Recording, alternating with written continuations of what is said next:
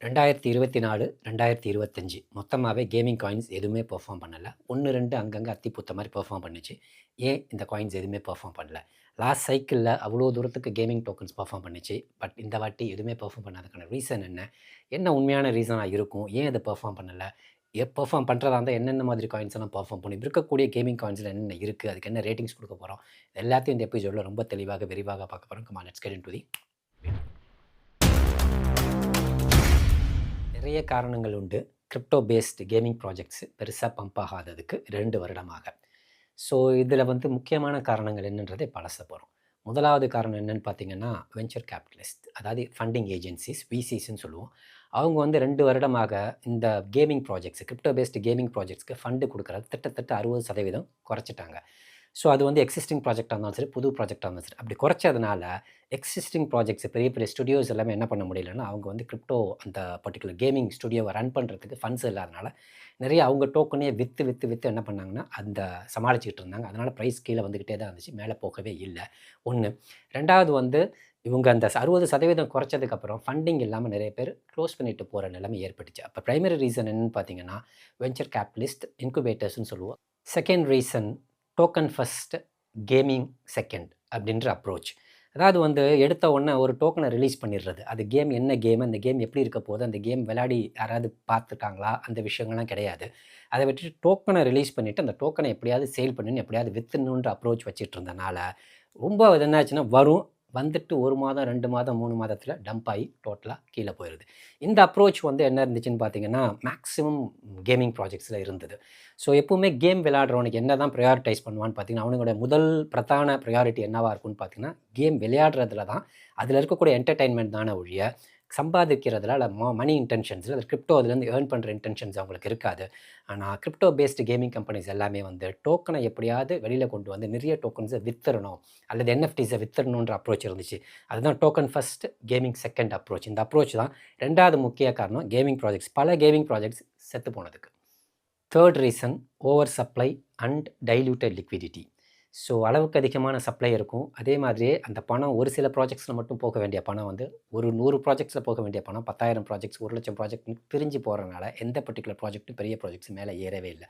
இன்னொன்று குறிப்பாக கவனிச்சிங்களா, டாப் 100க்குள்ளே எந்த கேமிங் காயினுமே இல்லை. நீங்கள் எடுத்து பார்த்தீங்கன்னா டாப் 100 கிரிப்டோ காயின்ஸ்குள்ளே கேமிங் ப்ராஜெக்ட்ஸுமே இல்லை. அதில் இருந்தது ஒன்றே ஒன்று தான், ஐஎம்எக்ஸ். அதுவுமே என்ன ஆச்சுன்னா வெளியேற்றப்பட்டு விட்டது. இதுக்கு மெயின் ரீசன் என்னன்னு பார்த்தீங்கன்னா, இந்த பர்டிகுலர் ஓவர் லிக்விடிட்டி, அதாவது டைல்யூட்டட் லிக்விடிட்டி, ஓவர் சப்ளைன்னு சொல்லுவேன். இதுக்கு மெயின் கல்பிரிட் யாருன்னு பார்த்தீங்கன்னா, Pump.fund சோலோனால உருவான ஒரு லான்ச் பேடு. 4வது ரீசன், மார்க்கெட் ஃபுல்லாக லோ குவாலிட்டி கேமிங் ப்ராஜெக்ட்.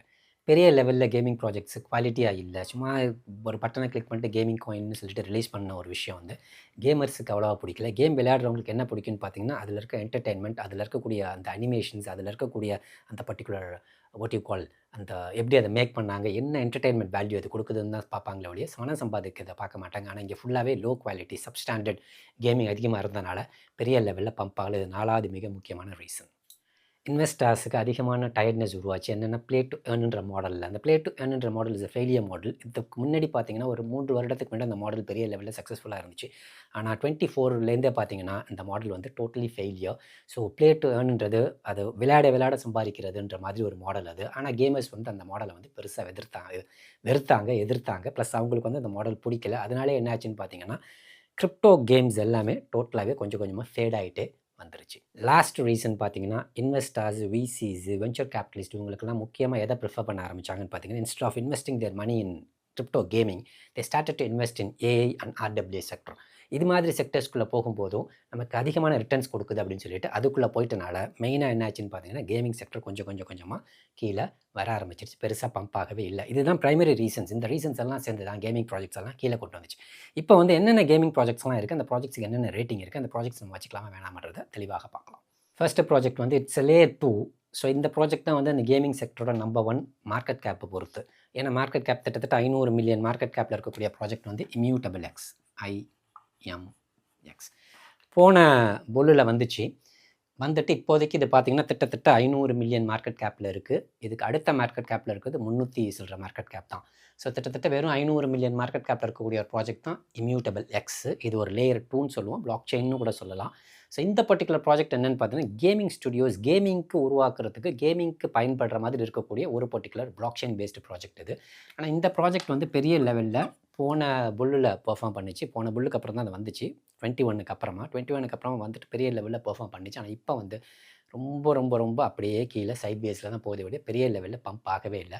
இதுக்கு ஸ்டார்ஸ்ன்னு பார்த்தீங்கன்னா 2.7 to 2.9 ஸ்டார் கொடுக்கலாம். அடுத்த 3 ப்ராஜெக்ட் பார்த்துருவோம். இந்த 3 ப்ராஜெக்ட்டுமே 200 மில்லியனுக்கு மேலே மார்க்கெட் கேப் இருக்கக்கூடிய ப்ராஜெக்ட்ஸு. முதலாவது ப்ராஜெக்ட் வந்து காலா, ரெண்டாவது சாண்டு, மூன்றாவது மனா. ஸோ காலாவோட மார்க்கெட் கேப் பார்த்தீங்கன்னா கிட்டத்தட்ட 320 million, Sand 300 million, Mana 260 million. So இதுதான் மார்க்கெட் கேப் இருக்குது. ஸோ 200 மில்லியனுக்கு மேலே கேமிங் ப்ராஜெக்ட்ஸில் மார்க்கெட் கேப் இருக்குன்னா இந்த 3 ப்ராஜெக்டில் மட்டும்தான் இருக்குது, காலா, சாண்டு, மனா. இந்த காலா வந்து லாஸ்ட்டு சைக்கிளில் வந்து கிட்டத்தட்ட 1000x மேலே பண்ணிச்சு. அதே மாதிரி சாண்டு, மனாவும் பெரிய லெவலில் பெர்ஃபார்ம் பண்ணிச்சு. ஆனால் இப்போ வந்து இது எல்லாமே அவுட்டேட் ஆகிடுச்சு, பெரிய லெவலில் கீழே போயிடுச்சு. இதுக்கெல்லாம் ஸ்டார்ஸ் கொடுக்குறாங்கன்னா இது 3க்குமே நான் எவ்வளோ ஸ்டார்ஸ் தான் கொடுப்பேன்னு பார்த்தீங்கன்னா 2.1 to 2.3 ஸ்டார்ஸ் தான் கொடுப்பேன். மெயின் ரீசன் அப்சலேட் ஆகிடுச்சு. போன முறை பெரிய லெவலில் பெர்ஃபார்ம் பண்ண ஒரு பர்டிகுலர் ப்ராஜெக்ட் தான் ஆக்சி இன்ஃபினிட்டி. டிக்கர் வந்து AXSன்னு இருக்கும். கிட்டத்தட்ட $235 $240 வரைக்கும் போச்சு. கிட்டத்தட்ட $1 நிறைய எக்ஸ் பண்ணிச்சு. இது கிட்டத்தட்ட ஒரு 1000x மேலே இந்த ப்ராஜெக்ட் பண்ணிச்சு. காலாவும் கேமிங் ப்ராஜெக்ட்ஸை பொறுத்தவரைக்கும் காலாவும் ஆக்சி இன்ஃபினிட்டியும் போட்டி போட்டுக்கிட்டு 1000x பண்ணிச்சு. இந்த வாட்டி பார்த்தீங்கன்னா இதோட மார்க்கெட் கேப்பு 160 மில்லியன் தான் இருக்குது. இவ்வளோ தான் அதோட மார்க்கெட் கேப்பு, ரொம்ப கீழே இருக்குது. இது வந்து 2 டோக்கன் வச்சுருந்தாங்க. இது வந்து கவர்னன்ஸ் டோக்கன், இதோட டோக்கன் விளையாடுறதுக்கு ஒரு டோக்கன் தனியாக வச்சுருந்தாங்க.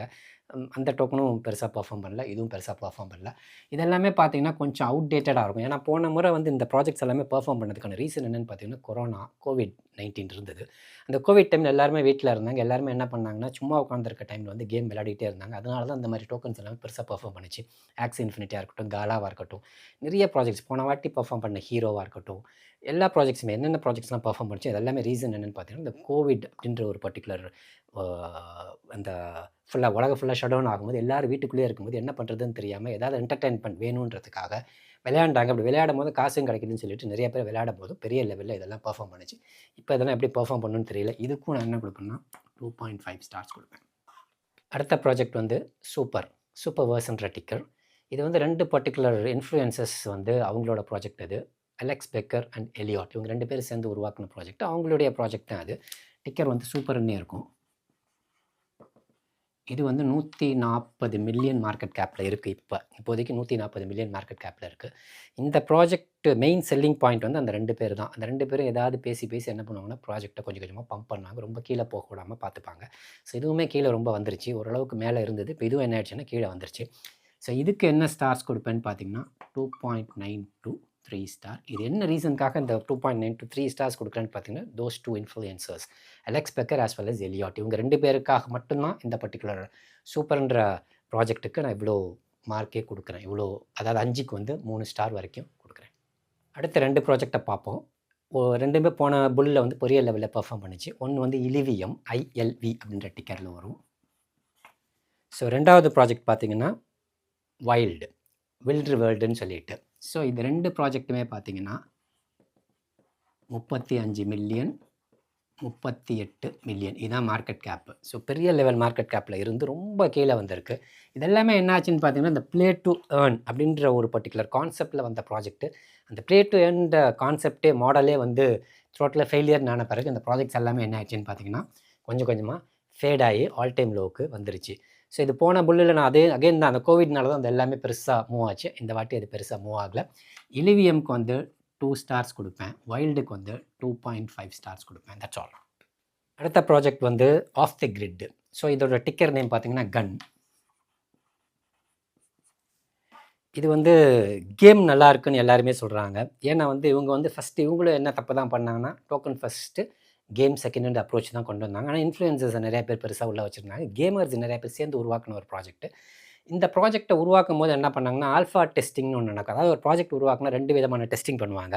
ஒன்று ஆல்ஃபா டெஸ்டிங், இன்னொன்று பீட்டா டெஸ்டிங். ஆல்ஃபா டெஸ்டிங்கிறது உள்ளே இருக்கக்கூடிய நிறையா விஷயம் தெரிஞ்சவங்க, அந்த பர்டிகுலர் ஒரு டெக்னாலஜி தெரிஞ்சவங்கள அதை ஒர்க் பண்ண வைக்கிறது, அவங்க சொல்லக்கூடிய ஃபீட்பேக்ஸ்லாம் எடுத்துக்கிட்டு மறுபடியும் அதை கரெக்ட் பண்ணுறது, மாடிஃபை பண்ணுறது. பீட்டா டெஸ்டிங்கிறது நிறைய பேர்கிட்ட ஒரு ஸ்பெசிஃபிக்காக ஒன்றுமே தெரியாதவங்கள்ட்ட கொடுத்து அதை ஒர்க் பண்ண வைக்கிறது அல்லது அதை விளையாட வைக்கிறது. அப்படி 2 டெஸ்டிங்கும் பண்ணிட்டு தான் வந்து கேம் எல்லாமே வெளியில் வரும். அப்படி வரும்போது இவங்க ஃபஸ்ட்டு வந்து இந்த ஆல்ஃபா டெஸ்டிங்க்கு என்ன பண்ணாங்கன்னு பார்த்தீங்கன்னா, ஒரு குறிப்பிட்ட சாராருக்கு மட்டும்தான் கொடுத்தாங்க. அதாவது என்டிஏ யாரெல்லாம் வந்து நான் டிஸ்க்ளோஷர் அக்ரிமெண்ட் இதை வந்து யாரெல்லாம் வந்து கம்ப்ளை பண்ணி உள்ளே கொண்டுட்டு வராங்களோ அவங்களுக்கு மட்டும்தான் கொடுத்தாங்க. ப்ளஸ் என்எஃப்டிஸ் யார்கிட்ட இருக்கோ அவங்களுக்கு மட்டும்தான் அதை விளையாட முடியும்னு சொல்லிட்டு டெஸ்ட் பண்ணி பார்க்க முடியுன்றதை கொடுத்தாங்க. அதுக்கப்புறம் கொஞ்சம் கொஞ்சமாக என்னாச்சுன்னு பார்த்தீங்கன்னா, ஆல் டைம் ஹைலேருந்து ரொம்ப கீழே வந்த பிறகு இப்போ மறுபடியும் எந்த ஸ்டேஜுக்கு அவங்க வந்திருக்காங்கன்னா, ஃபஸ்ட்டு வந்து கேமரோட என்டர்டெயின்மெண்ட் தான் முக்கியம். கேமிங் வந்து பணம் சம்பாதிக்கிற முக்கியம் இல்லை. கேமர்ஸ்க்கு என்டர்டெயின்மெண்ட் கொடுத்தா மட்டும்தான் ட்ரெடிஷ்னல் கேமர்ஸும் உள்ளே வருவான், கிரிப்டோ கேமிங் விளையாடுறவனு உள்ளே வருவான்னு அவங்க புரிஞ்சுக்கிட்டு கொஞ்சம் கொஞ்சமாக இப்போ காய் நகர்த்திட்டு இருக்க மாதிரி தெரியுது. இப்போ ரீசெண்டாக கொஞ்சம் நாளாக கொஞ்சம் பம்ப் ஆகிட்டு இருந்தது. இன்னொன்று பார்த்தீங்கன்னா, நிறைய டோக்கன் அன்லாக்ஸ் உங்களுக்கு இருக்குது. அது ஒரு மைனஸ், அதையும் நம்ம கவனமாக பார்க்கணும். இதுக்கு வந்து 2.92 3.2 ஸ்டார்ஸ் கொடுப்பேன் இந்த ப்ராஜெக்ட். என்ன ரீசன்னா, இந்த ப்ராஜெக்டோட அந்த கேம் வந்து எனக்கு கேம் விளையாட தெரியாது. கேம் விளையாண்டவங்கள வச்சு தான் நான் சொல்கிறேன். அவங்க எனக்கு கொடுக்குற ஃபீட்பேக்ஸை வச்சு. ஏன்னா அவங்க விளையாடுற எல்லாருமே என்ன சொன்னாலும், இந்த கேம் ரொம்ப நல்லாயிருக்கு சார், விளையாடி பார்க்குறதுக்கு ரொம்ப நல்லாயிருக்கு, ரொம்ப என்டர்டைனிங்காக இருக்குது, அதே மாதிரி அந்த அனிமேஷன்ஸு, கிராஃபிக்ஸ் இதெல்லாமே ரொம்ப நல்லாயிருக்குன்னு சொல்கிறனால இந்த பர்டிகுலர் கேம் வந்து நல்லா இருக்குதுன்னு சொல்லிட்டு இதுக்கு வந்து 2.9 to 3.2 ஸ்டார்ஸ் கொடுத்துருக்கேன். அடுத்த ப்ராஜெக்ட் வந்து எப்சிலான் ப்ரைம் அப்படின்ற ஒரு ப்ராஜெக்ட். ப்ரைம்ன்ற டிக்கரில் இருக்கும். ஸோ இதுவும் போன முறை நல்லாவே பெர்ஃபார்ம் பண்ணிச்சு. இப்போ ரொம்ப கீழே வந்துருச்சு. கிட்டத்தட்ட $10-15 இருந்து இப்போ சென்ட்ஸுக்கு வந்துருச்சு. ஸோ இவங்களோட டோக்கனாமிக்ஸ் ரொம்ப லோ சப்ளை காயின் தான். இவங்களும் என்னென்னு பார்த்தீங்கன்னா, பெரிய லெவலில் பெர்ஃபார்ம் பண்ணலை. அதுக்கு ரீசன் நான் முன்னாடி சொன்ன எல்லா ரீசன்லையும் இவங்களும் அதுக்குள்ளே வருவாங்க. ஸோ இது பார்த்தீங்கன்னா 29 மில்லியனில் இருக்குது மார்க்கெட் கேப்பு. இவங்களுக்கு நான் 2.1 ஸ்டார்ஸ் கொடுப்பேன்.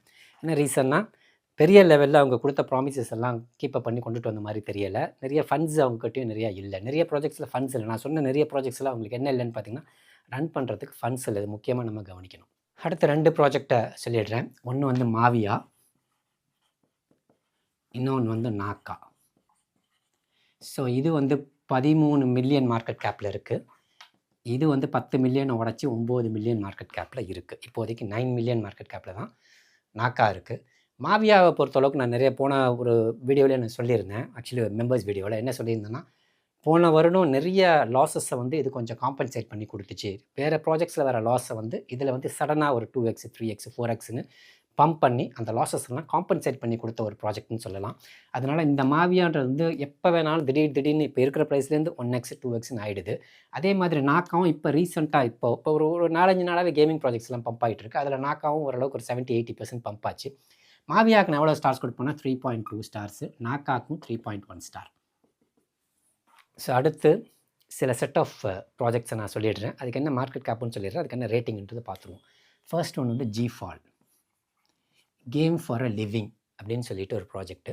இந்த ப்ராஜெக்ட் 2023 பெரிய லெவலில் பேசப்பட்டுச்சு. நிறைய பேர் இது பெரிய லெவலில் போகும்லாம் பேசினாங்க. ஆனால் அதுக்கப்புறம் என்ன ஆச்சுன்னா போயிடுச்சு. இதுக்கு மெயின் ரீசன் என்னென்னா, டோக்கன் ஃபஸ்ட், கேமிங் செகண்ட்ன்ற அப்ரோச் தான். ஸோ இவங்களோட மார்க்கெட் கேப்பை 6 மில்லியன். இதுக்கான ரேட்டிங்கு 2 ஸ்டார்ஸ். சரிங்களா. ரெண்டாவது வந்து கேரட். இதோட மார்க்கெட் கேப் பார்த்தீங்கன்னா 5.4 மில்லியன். இதுக்கும் நான் எவ்வளோ ஸ்டார்ஸ் தான் கொடுப்பேன்னா 2 ஸ்டார்ஸ். இதுக்கப்புறம் வந்து ஷ்ராப்ன்ற பேரில் வரும். இது வந்து ஒரு ஷூட்டிங் கேம். இது ஆக்சுவலி வந்து இந்த ப்ராஜெக்ட் வந்து 40 சென்ட் இருந்துச்சு. இப்போ பார்த்து கிட்டத்தட்ட 2 தள்ளி கீழே ஓவராக ஒரு 100x வரைக்கும் கீழே வந்துருச்சு. இதோட மார்க்கெட் கேப் வந்து 4.2 மில்லியன். இதுக்கு வந்து 1.9 ஸ்டார். ஸோ இதுக்கப்புறம் பார்த்தீங்கன்னா த்ரீயூல். இதுவும் பார்த்தீங்கன்னா இந்த 2023 ஒரு 3 to 4x பண்ணிச்சு. அதுக்கப்புறம் டோட்டலாக கீழே வந்துருச்சு. அது மெயின் ரீசன் இது தான், டோக்கன் ஃபஸ்ட்டு கேம் செகண்ட்ன்ற அப்ரோச் தான். இவங்களோட இதுவும் பார்த்தீங்கன்னா 2.7 மில்லியன் மார்க்கெட் கேப்பு. இதுக்கும் 1.9 ஸ்டார் தான். இதுக்கப்புறம் பார்த்தீங்கன்னா க்ரியோ இன்ஜின்னு சொல்லிட்டு இவங்க மார்க்கெட் கேப்பு ரொம்ப கம்மி, 1 மில்லியன் தான். ஸோ இந்த ப்ராஜெக்ட் வந்து நிறையா பேர் பேசுனாங்க. இப்போயும் நிறைய பேர் பேசிகிட்டு இருக்காங்க. ஆனால் முன்னாடி நிறைய பேர் பேசுனாங்க. இது எந்த அளவுக்கு பெர்ஃபார்ம் பண்ணணும்னு தெரியல. இதுக்கு வந்து நான் ஸ்டார்ஸ் வந்து 2.2 ஸ்டார்ஸ் கொடுப்பேன். சரிங்களா. இதுக்கப்புறம் பார்த்தீங்கன்னா கம்பீட். ஒரு நல்ல கேம் இதில் இருந்தது. ஆனால் அந்த கேம் வந்து ரொம்ப ஹைப் பண்ணி இந்த கேமை கொண்டு வந்தாங்க. கொண்டு வந்து நல்லா மேலே போச்சு. அதுக்கப்புறம் என்ன ஆச்சுன்னா டோட்டலாக கீழே வந்துருச்சு. இது வந்து 1.5 மில்லியனில் இருக்குது. ஸோ இவங்களுக்கும் 2 ஸ்டார்ஸ் தான். ஸோ இது எல்லாமே பார்த்தீங்கன்னா 1.9லேருந்து 2.2க்குள்ளே தான் இது எல்லாமே ஸ்டார்ஸ். மெயின் ரீசன் என்னென்னா இவங்களோட அப்ரோச் எப்படி இருந்துச்சுன்னா டோக்கன் ஃபஸ்ட்டு கேம் செகண்டுன்னு இருந்தது. அந்த அப்ரோச் தான் வந்து இந்த டோட்டலாக அந்த ப்ராஜெக்ட்ஸ் எல்லாத்தோட ஃபெயிலியர்னு சொல்லுவேன். இதை தவிர நிறைய நோட்டபிள் ப்ராஜெக்ட்ஸ் இருக்குது. பிக் டைம்னு ஒரு ப்ராஜெக்ட் இருந்துச்சு. பிக்சல்னு ஒரு ப்ராஜெக்ட் இருந்துச்சு. அது ஆக்சுவலி அந்த பிக்சல்ன்ற ப்ராஜெக்ட் வந்து பைனான்ஸ் இன்வால்வ்மெண்ட் அதிகமாக இருந்துச்சு. XAIன்னு ஒரு ப்ராஜெக்ட் இருந்துச்சு. அதுவும் பைனான்ஸோட இன்வால்வ்மெண்ட் அதிகமாக இருந்துச்சு. பெரிய லெவலில் பம்ப் பண்ணிவிட்டு கீழே இறக்கி விட்டாங்க. இதெல்லாம் notable projects pixel as well as XAI இது ரெண்டுமே. நெக்ஸ்ட்டு வந்து லான்ச் பேட்ஸு. லான்ச் பேட்ஸில் நிறையா இருந்தது. நிறைய காணா போயிடுச்சு.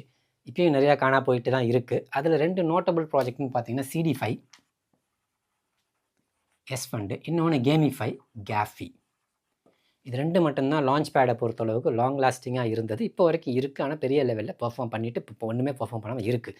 அதில் S-Fund CD5 பார்த்திங்கன்னா ஒரு சமீப காலமாக ஒரு தடவை ஹேக் ஆகி பெரிய லெவலில் கீழே வந்துருச்சு. ஒரு பிரிட்ஜில் ஒரு ஹேக்கிங் ஆச்சுன்னு சொல்லிட்டு டோட்டலாக 10 சென்ட்டுக்கு கீழே போயிடுச்சு. நிறைய டாலர்ஸில் இருந்தது.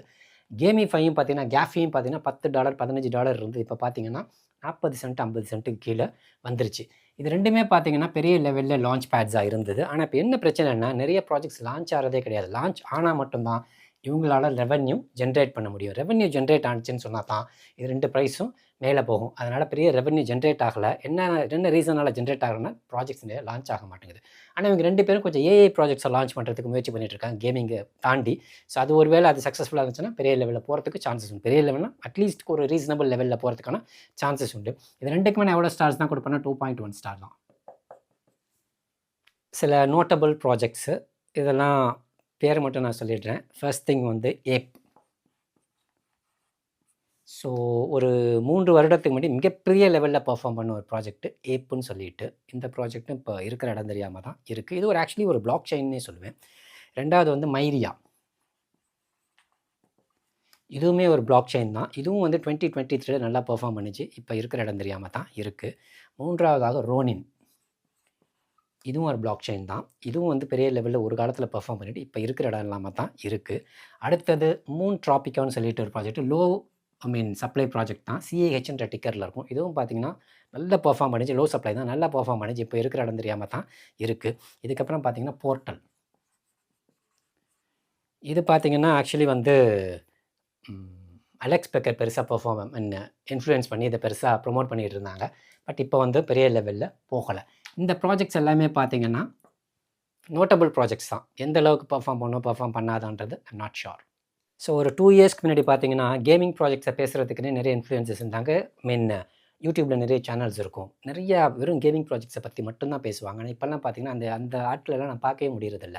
முன்னாடிலாம் நிறைய கேமிங் ப்ராஜெக்ட்ஸை பற்றி அவங்க என்ன சொல்கிறாங்க, அவங்க என்னென்ன உள்ள எது மாதிரி அவங்க அப்ரோச் பண்ணுறாங்க, அந்த கேம்ஸ் எப்படி அவங்க பார்க்குறாங்க, கேம்ஸ் உள்ள என்னென்ன இருக்குன்ற அந்த பர்டிகுலர் டெக்னிக்கல் டீட்டெயில்ஸ் என்னென்ன தராங்க. சில ஈவெண்ட்ஸ் எல்லாம் போயிட்டு அவங்க அதை லைவில் அதை ஷூட் பண்ணிலாம் போடுவாங்க. இப்போ அந்த மாதிரி யாரையுமே நான் பார்க்க முடியறதில்ல. மெயின் ரீசன் என்ன, the decline of gaming projects. அது ரொம்ப சமீப காலமாக 2 வருடமாக கொஞ்சமாக கீழே வந்து இப்போ ரொம்ப லோவில் தான் இருக்குது. இங்கிருந்து பிக்கப் ஆகி போகுமா போகாதான்றது தெரியல. நம்ம ஆக்சுவலி கேம் விளையாடுறவங்கள்ட்ட கேட்டோம்னா அவங்க என்ன சொல்கிறாங்க, பிளாக் செயின் அப்படின்னா என்னன்னு கேட்குறாங்க. எனக்கும் பிளாக் செயினுக்கு சம்மந்தம் இல்லை, எனக்கும் கிரிப்டோ கரன்சிக்கு சம்மந்தம் இல்லை. எதுக்கு நான் விளையாடுறதுக்கு தான் வரேன். எனக்கு தேவை என்னன்னு பார்த்தீங்கன்னா கேம் மட்டும்தான். அதில் இருக்க என்டர்டெயின்மெண்ட், அது கொடுக்குற பியூர் அட்ரினலைன், அந்த பர்டிகுலர் விஷயத்துக்காக மட்டும்தான் நான் என்ன வரேன்னா நான் கேம் விளையாடவே வரேன். அது ஒரு ஷூட்டிங் கேமாக இருக்கலாம், ரேசிங் கேமாக இருக்கலாம், அல்லது குதிரை பந்தயமாக இருக்கலாம். எதுவாக இருந்தாலும் எனக்கு வந்து என்ன இருக்குன்னா ஹைடெக் என்டர்டெயின்மெண்ட் இருக்கணும். எனக்கு வந்து இதை பணம் சம்பாதிக்கிறது நோக்கம் இல்லைன்னு சொல்கிறாங்க. ஸோ அதுதான் ட்ரெடிஷ்னல் கேமர்ஸோட அப்ரோச். கிரிப்டோ கேமர்ஸும் தனியாக இருந்தாங்க. ஆனால் இந்த கிரிப்டோ கேமர்ஸ் எதனால் பெருசாக விரக்தி அடைஞ்சாங்கன்னு பார்த்தீங்கன்னா நிறைய பார்ஷியாலிட்டி, நிறைய ஃபேர் ப்ளே இல்லாமல் அந்த என்எஃப்டிஸ் அதிகமாக வச்சுருக்கவங்க மட்டும்தான் இதில் விளையாட முடியும். ஹையர் என்எஃப்டிஸ் வாங்குறவங்க வந்து அவங்களுக்கு சில அட்வான்டேஜஸ் கொடுத்து கேம்ஸை வந்து உருவாக்குனாங்க. அது மெயின் ரீசன். அவங்க கொஞ்சம் வெளியில் போனாங்க. ட்ரெடிஷ்னல் கேமர்ஸை உள்ளே கொண்டு வந்தால் தான் என்ன ஆகும்னு பார்த்தீங்கன்னா இந்த செக்டர் வந்து பெரிய லெவலில் பூம் ஆகும். அதை கொண்டு வரத்துக்கு என்ன பண்ண போகிறாங்கன்னு தெரியல. இப்போதைக்கு எந்த ப்ராஜெக்ட்டுமே 4 ஸ்டார்ஸ்க்கு மேலே நான் கொடுக்க முடியல. என்ன ரீசன்னா கேமிங் செக்டர் டோட்டலாகவே கீழே டம்பில் தான் இருக்குது. அது மேலே கொண்டுட்டு போகணும், அதை ரீஜுவினேட் பண்ணணும், அதை வந்து பெரிய லெவலில் உத்வேகத்தோடு மேலே கொண்டு போகணும்னு சொன்னால் you should bring traditional gamers in to the மார்க்கெட்டுக்குள்ளே ட்ரெடிஷ்னல் கேமர்ஸ் உள்ளே வரணும். அந்த அப்ரோச் இருக்கு இல்லையா, டோக்கன் ஃபஸ்ட்டு கேம் செகண்டுன்னு, game first token second approach வந்தால் மட்டும்தான் இது பெரிய லெவலில் சக்ஸஸ்ஃபுல்லாக போகும். இன்னொரு எபிசோடில் ஒரு நல்ல டோக்கன் கான்செப்டோட உங்களை மீட் பண்ணுறேன். அன்டில் தென் பை ஃப்ரம் புகழ்.